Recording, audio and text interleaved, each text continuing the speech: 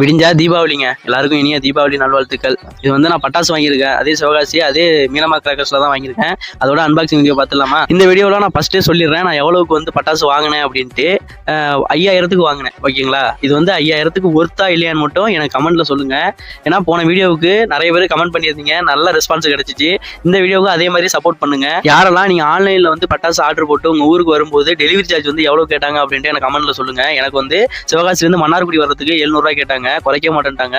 அவங்களும் என்ன சொன்னாங்க, கிராக்கர்ஸ்ல அதிகமா தாங்க கேட்கறாங்க, எங்களால எதுவும் பண்ண முடியல அப்படின்னு சொல்லிட்டு நான் இந்த தடவை தான் ஆன்லைன்ல வந்து ஆர்டர் போட்டேன் பட்டாசெல்லாம். அதனால இதுல உள்ள பட்டாசெல்லாம் எப்படி வெடிக்கும்லாம் எனக்கு தெரியல. நைட்டு நான் எல்லாம் வெடிச்சு பார்த்துட்டு இதோட எக்ஸ்பீரியன்ஸ் எப்படி இருந்துச்சு அப்படின்ட்டு நான் இன்னொரு வீடியோ போடுறேன். நீங்க ஃப்ரீயா இருந்தா பாருங்க, நீங்க ஃப்ரீயா இல்லைனாலும் பாருங்க, பார்த்துட்டு கமெண்ட் பண்ணுங்க. அந்த ஒரே ஒரு விஷயத்த மட்டும் உங்கள்கிட்ட ஷேர் பண்ணிக்கிறேன். யாருக்கெல்லாம் இது வந்து கிளிக் ஆகும் அப்படின்னு தெரியல, ஆனா அந்த 90 கிட்ஸா இருந்தவங்களுக்கு கண்டிப்பா டக்குன்னு கிளிக் ஆகும்னு மட்டும் நான் நினைக்கிறேன்.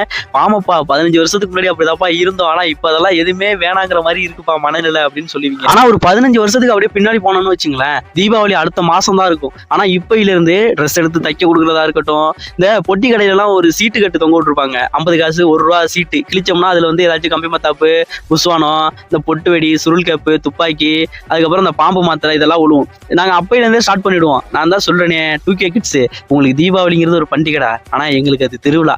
தீபாவளி முடிஞ்சு ஒரு வாரம் வரைக்கும் வெடி வெடிச்ச காலங்கள்லாம் இருக்கு.